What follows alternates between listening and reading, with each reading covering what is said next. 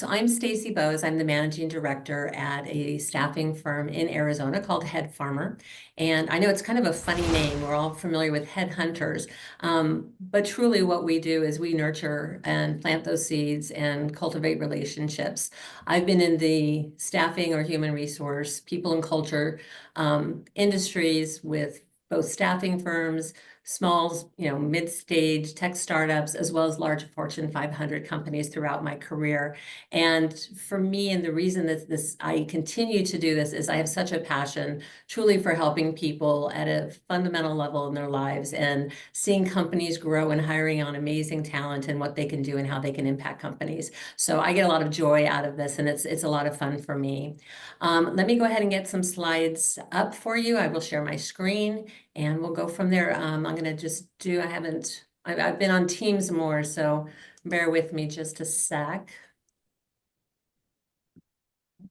Let me make sure I'm sharing first, just in case.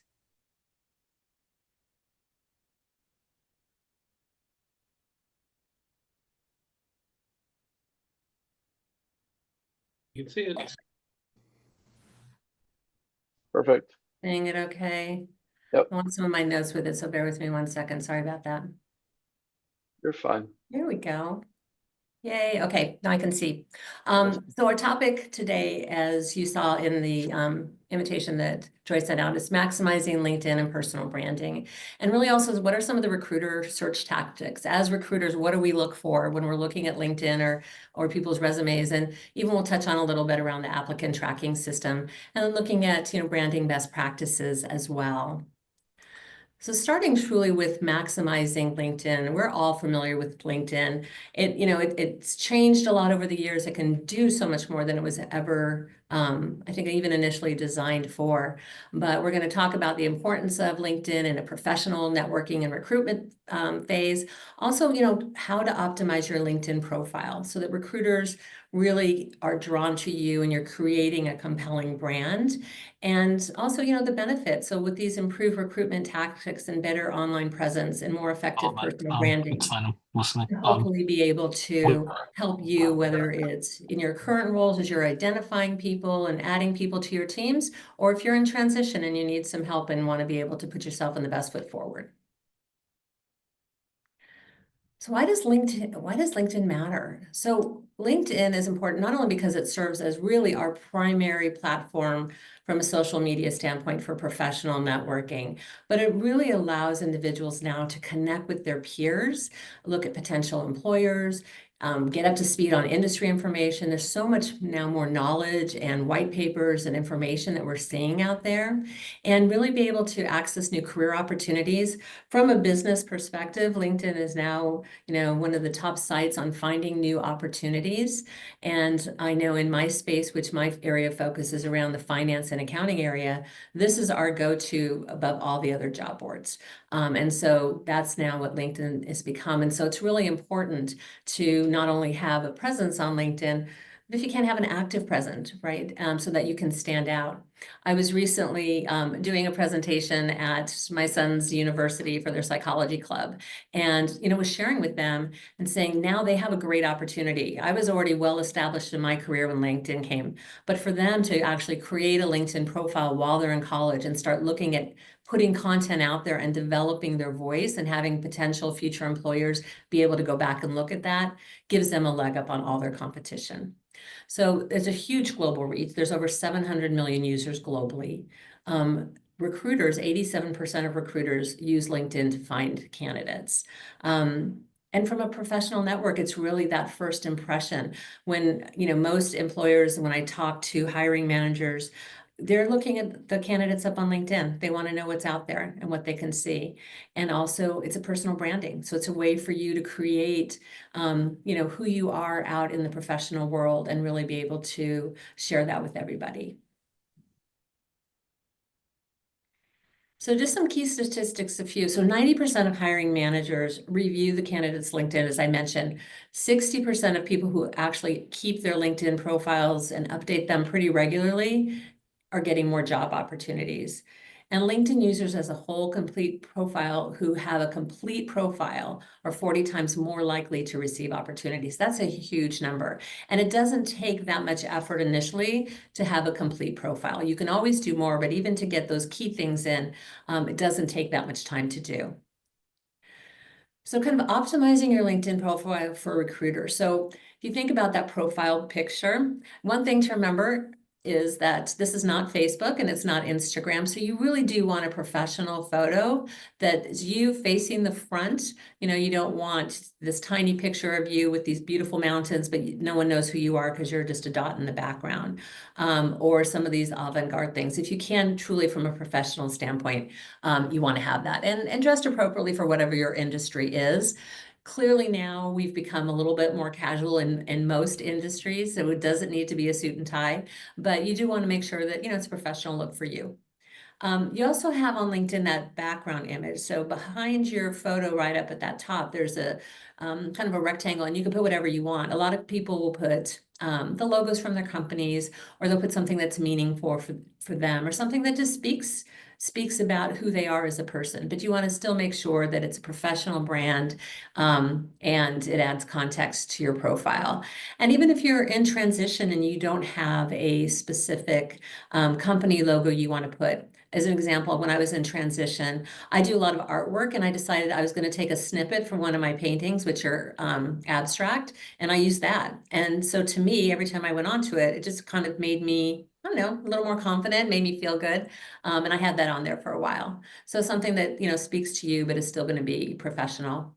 And then a professional headline. Really crafting a clear, concise, and a compelling headline to show your unique value proposition. So we're going to talk a little bit more about what that headline looks like. That headline is more than just the job title. It's truly your professional tagline. So I have become a pretty big proponent of ChatGPT. Not sure how many of you may have done it or played around with it, but I'm finding it more and more useful. And what's really cool is when it was first came out, it just had information up to 2021, but now you can actually get real-time information from the internet, so it can pull a lot of things. So what's nice is you don't have to have crazy strong writing skills or be someone that is really good at developing original content to still have compelling content on ChatGPT. I kind of describe myself as I'm a great editor, but I'm not a great original content writer. So I use it and put, you know, a few prompts in there to help me out. I'm going to share some of those prompts as we're going, just to give you an idea and go from there. So really, like, the prompt for this was to create a headline. And this is for, I'm using CFO resumes as I'm doing my prompts throughout this. But it was really help me create a LinkedIn headline that effectively communicates my experience, my qualifications, my unique value. Consider incorporating some keywords relevant to my industry, as mentioned in the resume, and showcase my passion or my mission. My headline should be a snapshot that captures attention and encourages visitors to explore my profile further. I attached a CFO resume, and these were 5 different examples that came up.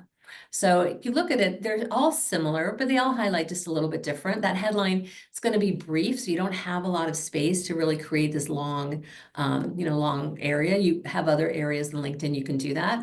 So again, they really keyed it out and said, like, for this first one, it emphasized leadership in the finance, strategy, and operational growth. So strategic and growth focused CFO, financial and supply chain leader, scaling business for success.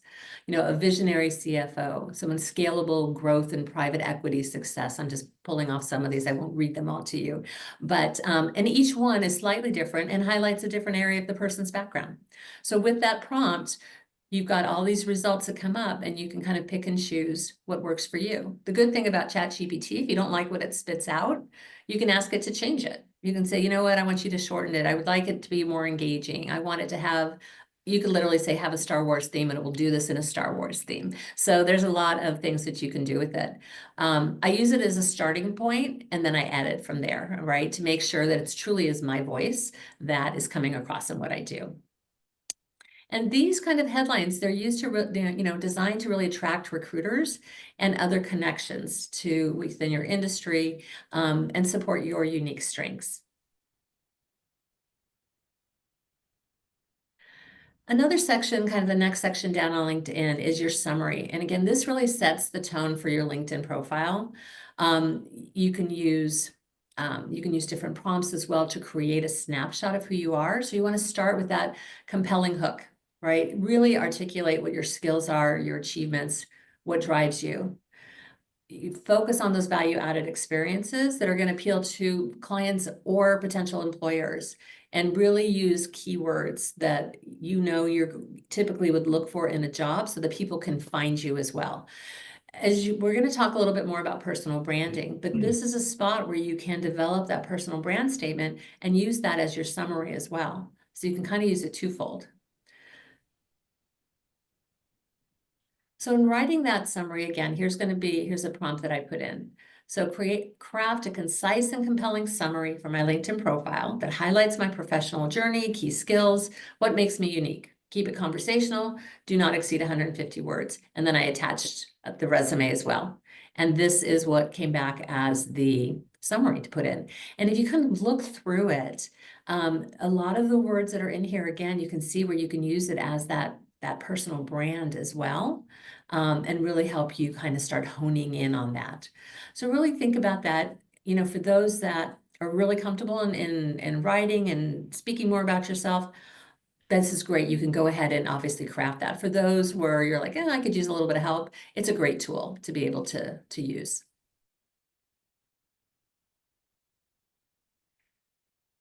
The next section down is around your experience and things with the experience. You want to focus on it being results driven.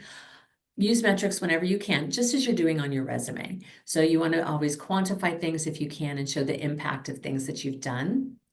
You want to tailor your descriptions to highlight skills that recruiters seek in your sector. So again, when you think about if I'm applying to jobs, so this is what the companies are looking for. This is what recruiters are going to be looking for at the same time when they're looking at your profiles. And use bullet points for clarity and conciseness. A lot of times I see profiles and it will just have the company name and a title and dates. What I'd really encourage you to do is you don't have to put your whole resume in each section. I would probably recommend just a couple bullet points under each one, so it gives a flavor of the type of work or accomplishments that you've done while you've been with that company. And again, if you think about, you're trying to stand out from others in your industry and other competition. So by doing that, even adding a few bullet points around the job description area, you're going to be ahead of those you might be competing with in the marketplace. There's a few more sections coming out. We've got the skills section. So with skills, you really want to highlight, again, it's kind of pulling some of those keywords that are out there. So what are, some of those things in your particular industry that might stand out? I would look at the hard skills, right? So those technical skills, whether it's financial reporting, it's strategic planning, supply chain management, but also some of the soft skills around, leadership, team development, some of those kinds of things as well. People really want to see, and recruiters want to see, a balance of both. So they start getting a sense of who you might be. And then with the skills, as you can kind of click on some of those skills, there's also endorsements. And what endorsements is for people in your network to actually click on an endorsement for you saying, oh, he has leadership skills. Oh, she's a great in financial reporting. And so you can just click on those skills for other people. And then you start building your endorsements on there. So when I look at my profile as an example, I've got a lot of, I think you can get up to 99. If you start getting more than 100, it just stays at 99. But once you get that, then it speaks a lot to that skill set. So in my case, whether it's talent management or talent acquisition or recruiting or interviewing, I have my candidates that have gone in and endorsed me. I've got former coworkers, supervisors that have endorsed me for some different things. And you can just ask, right? You can ask your trusted colleagues, your clients to endorse your skills. And then make sure you're doing the same thing for them as well, and make that a reciprocal arrangement there. And then to take it even a step further, there are recommendations. So recommendations are going to be like testimonials or a mini reference that someone does for you on LinkedIn. And it's kind of midway to the bottom of your profile. But I know as I've been looking at people, I look down and see if they have those recommendations, because that's giving me quick reference information right off the bat. And you see who it is that's given them. They're not anonymous. You can see who did it. So you can look and see the person that gave them the reference. And you can use that information a few different ways, right? It kind of validates the level and the expertise of the person that's giving them that recommendation, as well as depending upon, what you're looking for. Are you looking to hire someone? Maybe it's a coworker and someone that's, similar to what that person has done. So kind of depends upon how you're looking at, but it's a great tool to be able to use. Again, with LinkedIn, you really want to, kind of to recap, have those strategic connections. You're building a network of influence, and it's going to be the broadest network that you have. So if you think about, people that you're meeting, as you're together as a group on this, like you should have connections with each and every person that's part of this organization and this group, right? And be able to do that. There's also some thoughts around how many connections you have and building your network. I think early on LinkedIn, people were a little bit more resistant to accepting a lot of invitations to connect unless they actually knew the person. So like, if I don't know the person, then forget it, I'm not going to accept it. And so they have created a very, small number of connections, which is fine, but it depends on what you want to use LinkedIn for. If you're truly looking to network, and to, build your brand out there, you want to have a lot of connections. In my field, you can imagine, I really don't turn down anybody's connection request, because I want to make sure not only that I have a broad network that I can develop, but at the same time, the way LinkedIn works, if I have a connection, for example, if I'm connected with Chris and he's a first level connection, I have access to Chris's second level, all of his first level and second level connections. So exponentially, I am growing my network as well. And within, within the teams here, and in the recruiting space, we typically have a lot of connections. So I really would encourage you to do that. I know Chris and I were talking when we were at lunch, and we're, into the high thousands. So we're both feeling good about our connections. But again, you want to just continue adding more. So again, look at it as a connecting with industry leaders, looking at potential partners, recruiters, clients. It's your mission and your vision that's going to be out there, right? And so this is what they're going to see, and that's the first impression. So you want to make sure you're engaging as well. So to just have a profile that's complete is one piece, but you also want to be able to engage when you're looking at your feed and you're reading articles and you're liking them or celebrating them or congratulating people or commenting on articles or creating your own content and posting and letting other people do the same for you. So you really want to kind of leverage that. It creates a fluid profile so it doesn't become stagnant. There's also LinkedIn groups, and there's a lot of different LinkedIn groups. You kind of have to search and see what's out there, but you can search by keywords in the search bar by selecting groups, and it's people that are like-minded, right? So you might have, there might be a FANG group. There may be, a CPA group. There's CFO groups. There's all sorts of different kinds of groups out there. And by joining then in those individual groups, all those members have those individual conversations. You're again building your network, you're getting your personal brand out there, and you're having an opportunity to do that.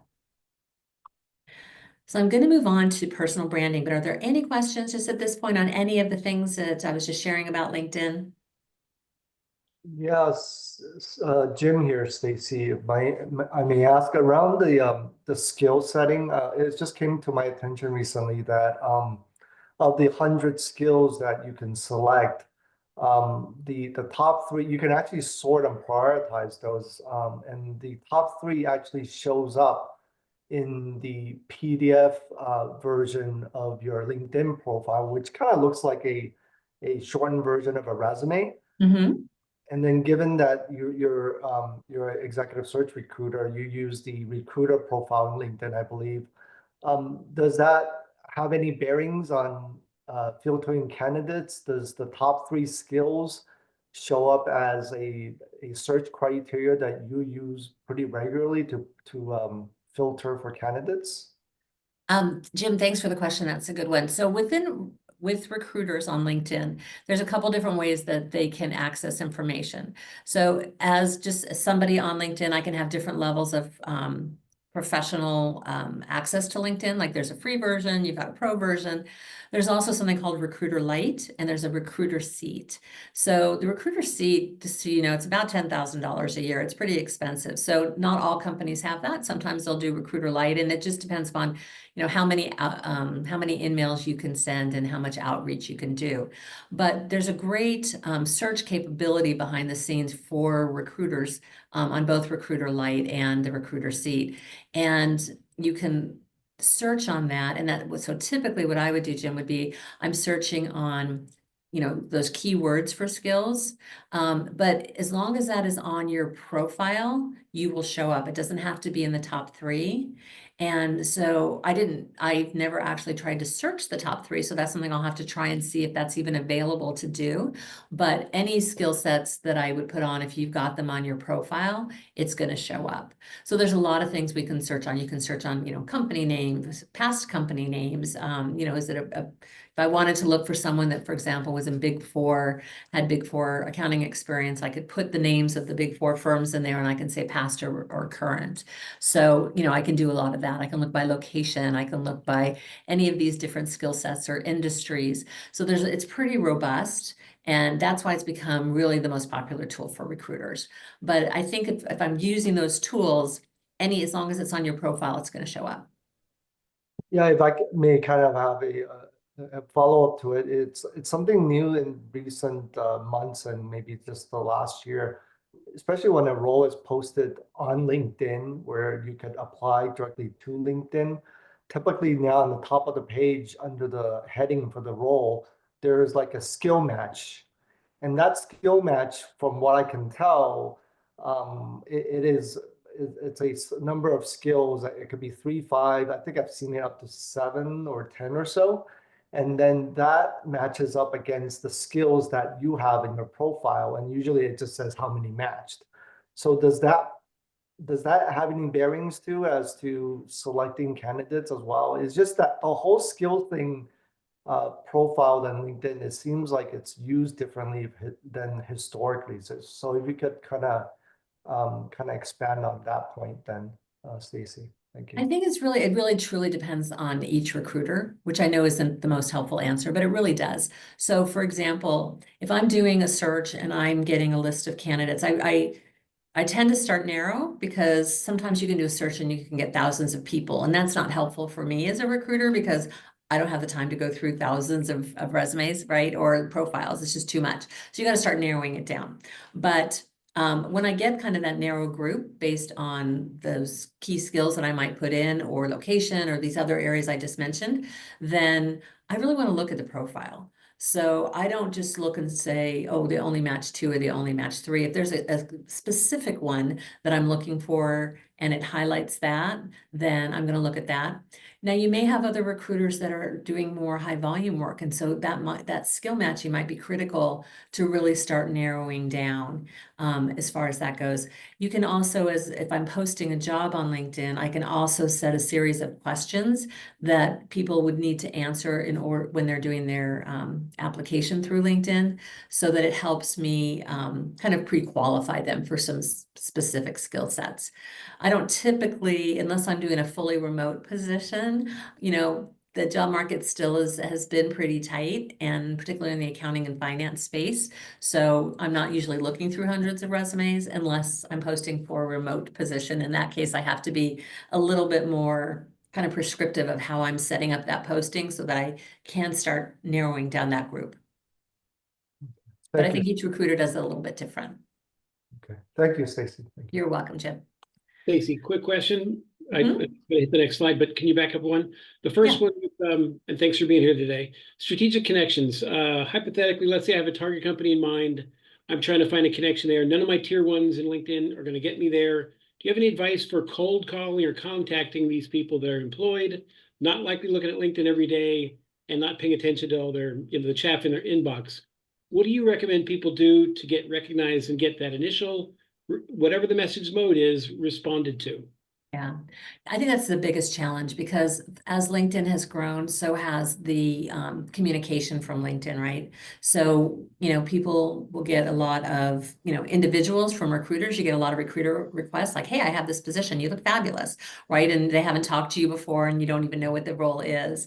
I know just as an example, when I have been in transition and I make that change on my LinkedIn profile, then it actually I start getting like a million insurance companies reaching out to me to sell insurance.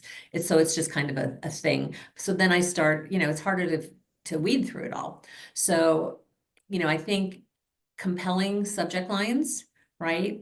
Being super authentic to your voice are probably the things that I would recommend because, it's either you're sending an email or if they have their contact information on there, then you can maybe have their email address. Sometimes if you know the company, you can kind of Google to get the email address format from the company. Is it first name dot last name, for example. So if you have that, you can reach out to them directly as well. But I think really having a subject line that either speaks to them is going to be helpful. So maybe it's something that you saw in their profile, for example, that you have in common, that you went to the same school or you know of someone or a hobby they have, that you can kind of reference that a little bit to just spark their interest and have them open things. I think also if you can, do a little bit of research, and sometimes it's going back and forth between LinkedIn and the company website, because that's another place that you can get some information. Maybe there's a news story or something that the company just did, and you can kind of speak to that as well. So they know that like you've spent a little bit of time on this, right? You're not just kind of generally reaching out. Those are some things that may be helpful. Excellent. Thank you very much. You're welcome. So personal branding. I believe in the group, and I heard you guys talking a little bit about some of the brands and branding statements earlier, which is great. But in professional development, the concept of a personal brand has really evolved. It's a pivotal element now of a successful career strategy. It's how we make ourselves stand out in the world to our colleagues, in our industries, and even in our personal lives as well. So really distinguishing between like the business and personal branding is pretty crucial to understanding how you can create that unique value of your personal brand. And the brand's a combination of, each person's unique reputation, their visibility, the style of their communication. And it's typically purpose driven.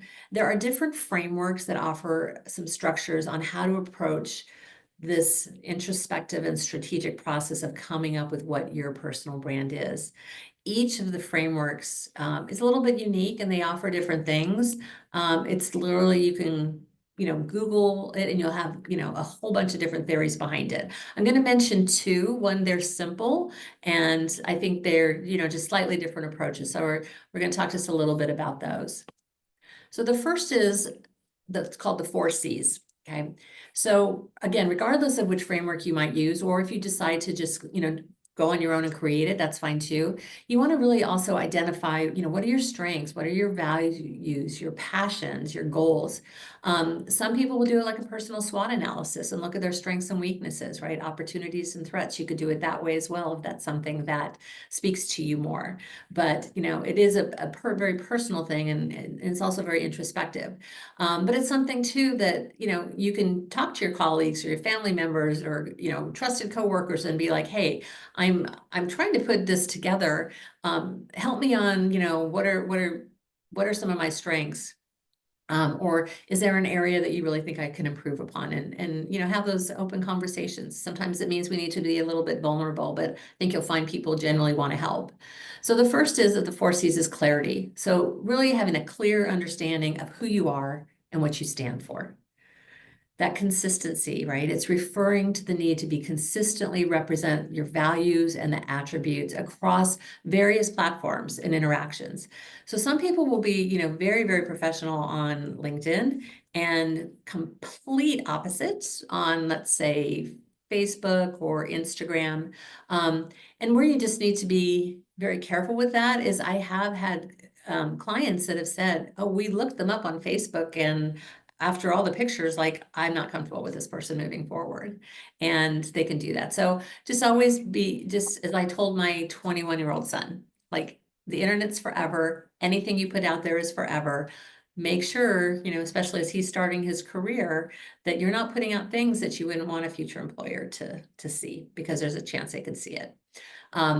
So again, making sure that you've got that consistency of your brand across your various platforms as well.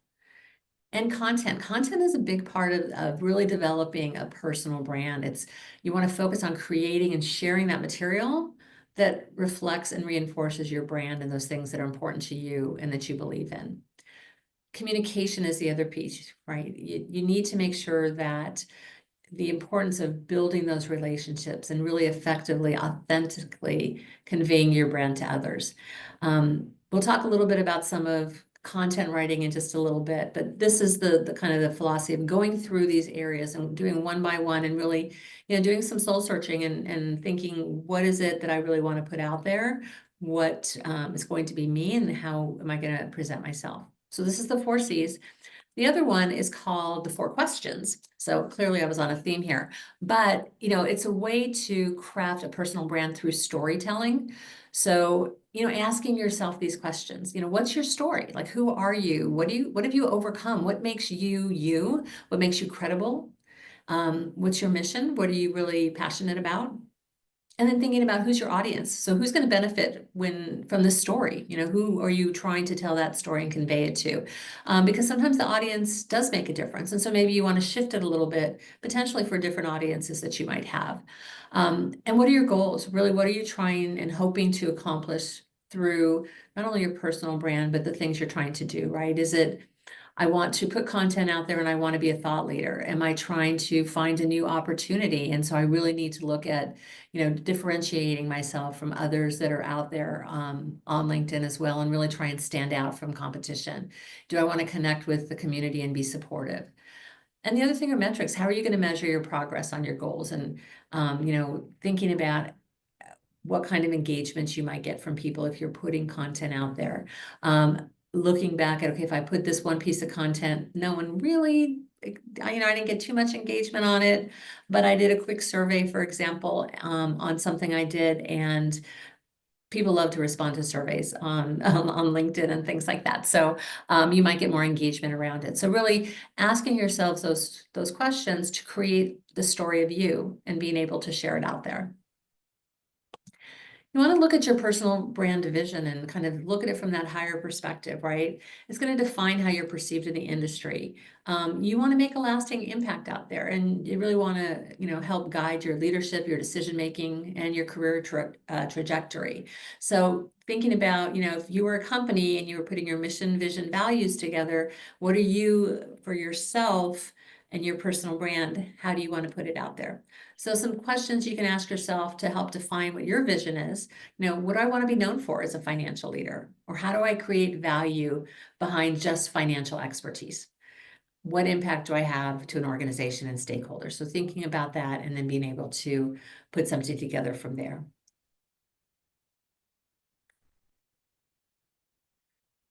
In addition to the vision, and I think you were talking about this, a couple of you, when I joined the call earlier, is that personal brand statement. I mentioned earlier that LinkedIn summary section is a great place to be able to put this, and there's a lot of similarities between it, but it's concise. It's 4 to 6 sentences. It's talking about your expertise.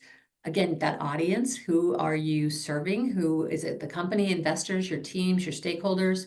What really sets you apart from other financial executives, and your beliefs and your values? So the benefits of having this personal brand statement, it's really increased visibility, right? It helps people quickly grasp what your expertise is and how you can contribute. It also gives you improved credibility. So it demonstrates a clear understanding of your own strengths and value, and it can attract relevant opportunities. So as recruiters are looking, or even hiring managers will go on LinkedIn and start looking through candidates through their network, it enables you to target either potential clients you might be interested in, employers you might be interested in, or candidates if you're in the search mode yourself. And really, it's a confident way for self-presentation, right? It gives you a focused message that you can communicate when you're introducing yourself.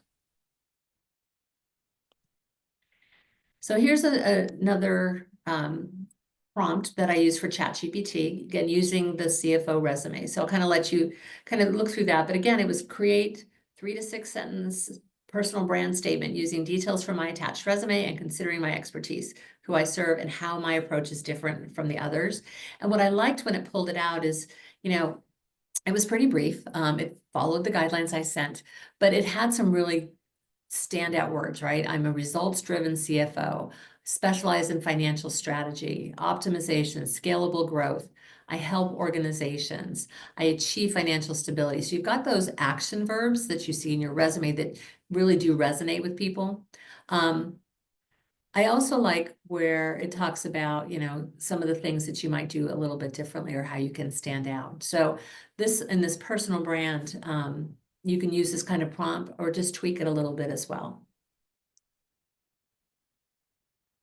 I mentioned content creation earlier. So some people, it's a challenge for original content creation, and that's okay. So don't think that, okay, I'm not, I don't know what I want to say, or I have a hard time writing it, or whatever the case may be. There's tools out there and other things you can do. So, but content is key. Like if you're developing a personal brand, particularly on LinkedIn, you got to be posting. So, try and do it. You want to do it regularly. You want to make sure that it's relevant so that you're thought of as an industry leader. I am finding, and some of you may have seen this as well, that more recently, people are sharing a little bit more vulnerability on LinkedIn, I think, and sharing some, personal things. It humanizes them, which I think is great. You want to obviously make sure that anything that you're putting out there, you want everybody to know about. So, in some cases it's been, family situations or people that have overcome things and, illnesses and things like that. And you can certainly do that. Again, you're humanizing, but at the same time, you want to make sure that that information stays out there. So you want to make sure it's something that you're really comfortable with. But as a whole, again, it's more on the professional side of things. So I think a great goal is 2 to 3 weeks, or 2 to 3 posts per week, excuse me, and different types of content. So there might be industry insights, trends, analysis, case studies, thought leadership, really engagement with trending topics in your industry. But for those of you that aren't as comfortable, that you might be more in editor mode like I am, I do a couple different things. So I'm fortunate on mine is through my company. We have a marketing company, and whatever they post to our website or to the LinkedIn from our Headfarmer account, they also will post on my personal page. So I'm very lucky to be able to do that. But at the same time, as I read other people's content, I can share it and post it, right? I don't copy it as my own. I just literally post it, and I might make a comment about it, and then it brings up that article. So it's a great way for you to be able to do that and do it very quickly, and posting and generating. It shows up as you posted it. It was an article or information that you found exciting or interesting. And then you can even post a question and ask people their thoughts around it. Excuse me. You can also use ChatGPT to help you create content. I was playing around with this and I came up with a prompt. I'm like, okay, I want to create an article, and I haven't done this and posted this yet, but I really should kind of create a full article, and it did. I was just kind of surprised. Excuse me a sec. I was talking a little too much today with my candidates. Sorry about that. So you can use ChatGPT as well to be able to help you create articles and content. Again, here's a prompt for the content creation. And this was just simple. My prompt was around the prompt that's here. But then I also said for what I used, so in this case, I'd like you to create a content for my LinkedIn profile. Craft a few interesting, informative, and pertinent posts for LinkedIn that are related to, and in this case, I put mentoring, training, financial executives on creating a personal brand. And then the rest of the prompt that's here. So again, this is what I came up with. This would be a nice prompt for me to go ahead and put in there. And if you'll notice at the bottom of it, there's a call to action. And I think when you have a call to action in your prompts or your content that you're sharing, you're going to get a little bit more results and engagement from that. So it says your career is more than the financial statements. Own your narrative. What's one lesson you wish you'd learned earlier in your career? Drop it below. So this encourages people to really just say like, hey, this is something that I learned, and start engaging with the content. And then as someone responds, drop them a note back. Hey, thanks for sharing. That's a great idea. I hadn't thought of that. Whatever it may be. So you're starting to engage and getting your brand out there. So some personal branding best practices: authenticity, truly staying true to your values. It's your voice. Genuine branding. I talk a lot about, as you heard already, about ChatGPT, but I edit ChatGPT. So I take the information and I look at it and I edit it and I adjust it, but it gives me a framework to start with, which is helpful for me. Also, consistency. You want to make sure that your LinkedIn and your website or any other social media platforms truly do align with your personal brand. You want to make sure with clarity that your goals and your vision and your expertise are really easy to understand at a glance. And showing the value, showing what you focus on and what you have to offer others, and whether it's a service or knowledge or mentorship. Here's a few mistakes around personal branding. It's having that inconsistent message. I mentioned having two, like just that dichotomy of having two different personas on, more of a Facebook versus LinkedIn, right? You want to make sure that you're a little bit more cohesive. And that lack of focus. We can't be everything to everyone, and we shouldn't try to be. Think about what's your niche. Where do you specialize? What do you enjoy the most? What gives you the joy? And focus in that area. Also underutilizing LinkedIn, failing to engage. So we talked a little bit about that by not posting content or reposting other things that have sparked an interest from you. Your profile can become a little bit stagnant. On a LinkedIn profile, you can see someone's activity. So it's about a third of the way down. I think it's right after your summary, somewhere right in there. But you can see what they've posted. So if you're interested in someone, you're looking into it, you can see, oh, what have they posted? Maybe they've posted some articles. Well, if they haven't posted anything, then just that in itself tells you like, okay, they're not really using it very much potentially as a networking tool, or you don't know anything about their personal brand, things like that. And you also need to be careful. You need to balance self-promotion with valuable content. Any specific questions right now on personal branding before we move into recruiter search tactics?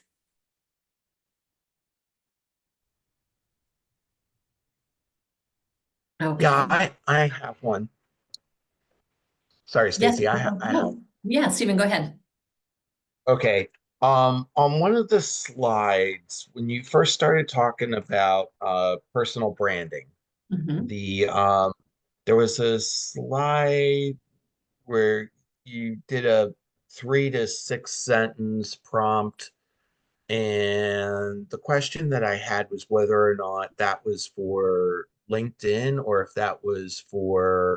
um, or if that was for resume.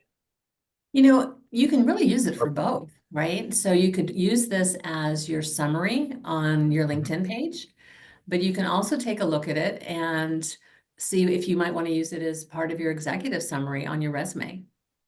Mhm. And what's nice is you Yeah. don't always have to create many different versions, right? If you can repurpose things, it saves you some time. Yeah, the creating multiple versions is definitely frustrating. Thank you. You're welcome. Alrighty, so on the recruiter search tactics, there seems to be some mystery into how recruiters go about finding candidates and really deciding who they reach out to. Let me just give you a glimpse into the recruiter world around that, because no recruiter starts out by saying, I don't want to be responsive, right? You're like, I'm going to respond to everybody. This is, you go into this with the idealistic view. Unfortunately, the reality is especially, on the corporate side, corporate recruiters, they may have 12 to 30 to 50 positions at any given time that they're trying to fill. And they have all the hiring managers who are constantly asking them, okay, where's my person? Am I at the top of your list? Where's my person? We need to get this filled yesterday. And so it's it's challenging. There's a lot with it. So as a corporate recruiter, when I was doing it, you know, and even now, but more so as a corporate recruiter, I might go through 25 resumes. Like I start going through my applicant tracking system and I'm looking through the resumes and kind of screening through them. And you probably have heard this, but on average, a recruiter, when they're first glancing at a resume, it's probably 7 seconds that they're giving a first glance to see if there's something that's jumped out at them that's going to cause them to want them to review more, right? But if there's not, and we, you know, there's certain things we're all trained to look for very quickly, but that's really what it is. So that's kind of the time you have on it. So if I go through, and let's say I go through 25 resumes, and of those 25 resumes, I find maybe 5 candidates that look like they really do meet the qualifications that I'm looking for, and I know our hiring manager's looking for, then I may go ahead and reach out to them, and I'll go ahead and screen them. And if that may be those top 3, if, you know, of that, I'll go ahead and forward on to my hiring manager. At that point, I'm still have an open position and I still have resumes coming in, and I may get 100 resumes. But if I've got people moving through the process, just from the sheer volume of work and the amount of time that people have, they don't have time to necessarily go back and look at every single resume.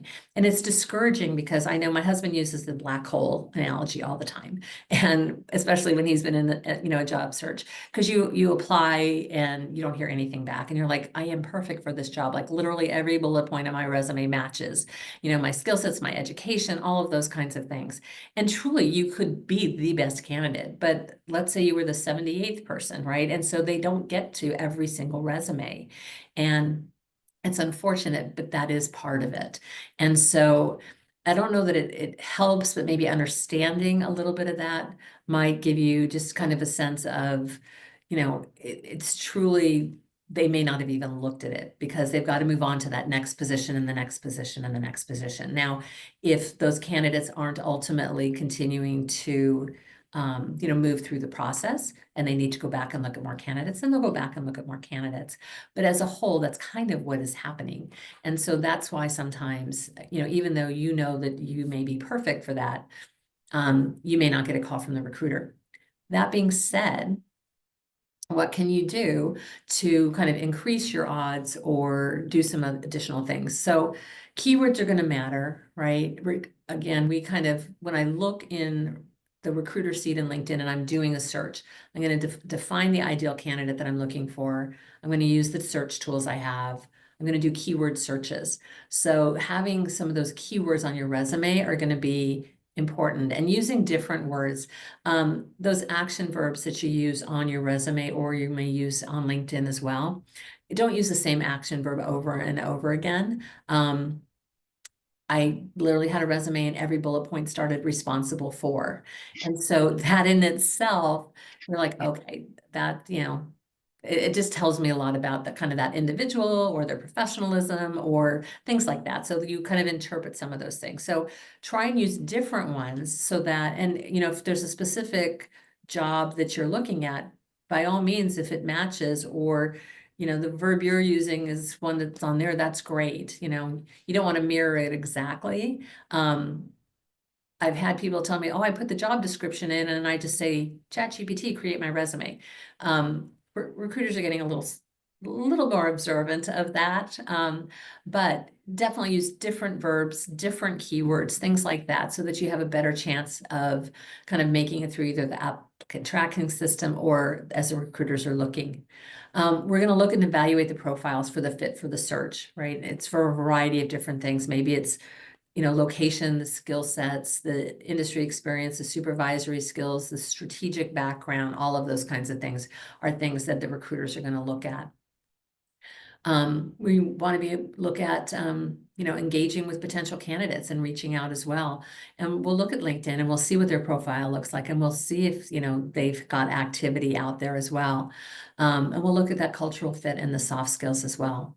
So you want to make sure you're tailoring your, profile for those keywords in your industry, making sure your profile is public and visible to recruiters. So you want to make sure you've got that setting on in LinkedIn. Optimize your headline, your skills, your experience. We talked about that. And I shared a little bit about how the Recruiter Lite and InMail works. With InMail as a whole, because not everybody puts their personal email on their LinkedIn, it's a way for recruiters, we can just reach out through the system. And so that's how, in many cases, you'll go ahead and hear from us. But again, they have the algorithms within LinkedIn to kind of match profiles to job descriptions as well. So you want to kind of optimize as much as you can for both. Anna, you had a question? Yes, please. Thank you for the insights. I have a question regarding these keywords. I tailor my resume according to each job opening, and I use JobScan. You are probably familiar with this platform, which helps you to tailor your resume. It highlights the keywords that should be included in your resume. The question I have is whether do you think it's a good tool to use if this is similar to the ATS systems, how it works? Because sometimes it looks to me that it would highlight certain words which are important, but wouldn't highlight other words that also seem to be important, but would concentrate on some other words. So I'm not sure if it's a good tool to use for tailoring your resume. It's not one that I'm familiar with myself personally. I think just having a variety of keywords that, really speak to your industry and the work that you've done. And then again, if you're applying to a specific job, really take a look at it, because I know I've gotten resumes and like people will put objectives, people still put objectives sometimes, and the objective will be for a completely different position. So they never updated it for what they're sending it to me. So to me, that's a lack of attention to detail, right? So immediately that's something that I look at. So I think, again, not being familiar with that tool, Anna, but again, just trying to make, as many of the keywords on there that are going to be applicable to the job that you're applying for. You'll have your general resume, but you can always tweak it a little bit for a specific position. The one thing I would just say with that is just give yourself, I don't know, a spreadsheet or notes or whatever. So if you are sending different versions of your resume that to companies, and you're keeping track of who you're sending your resumes to, you might just make a note of which version of your resume you sent, so then you know what they have on file for you. Yes, definitely. Thank you. You're welcome. I'll move through a little quickly on these. I know we're getting a little tight on time. One thing on LinkedIn is, for those of you that may or may not be aware, but there is a frame you can put around your picture on LinkedIn, and it says open to work. So if you're in transition, I really encourage you to do that. It's helping the recruiters help you. If we see open to work, then people are all over them. So we really want to make sure that we're reaching out, because we know those people are available. If someone isn't, then usually, our sales process in recruiting to talk to someone about an opportunity or get a hold of them, if they're not actively looking, it could be months or years of working with, someone and developing a relationship with them. But if you are in transition, make sure you have the open to work on there. Again, personalized outreach, send notes to the recruiters. Recruiters very rarely get thank you messages. So sometimes, hiring managers are not sent out as much, but more hiring managers will get them.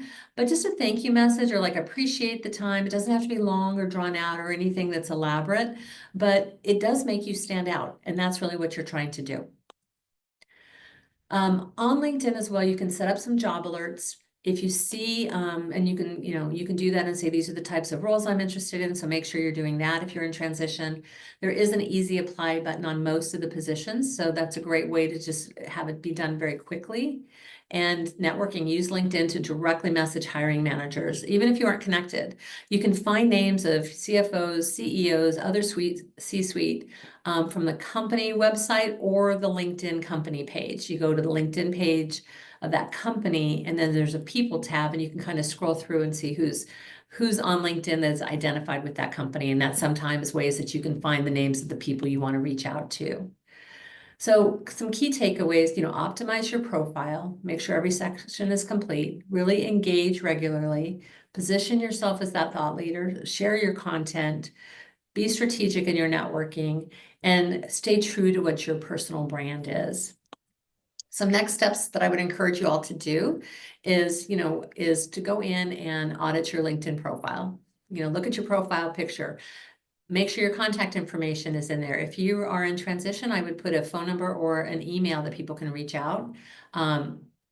Make sure you have that compelling headline. You've got a interesting summary. Again, that could be the same as your personal brand. Also, give a little detail in the experience section, right? So make sure you're putting just a couple bullet points so that people have a better sense of what you've done versus just the job title, because that can be, we all know that job titles vary so much from one company to the next. Make sure you're selecting some skills, soft skills as well as more technical skills. Reach out to your colleagues for endorsements and maybe recommendations. When I leave a company, I usually try and ask a couple people that I was close to in the company if they wouldn't mind giving me a LinkedIn recommendation.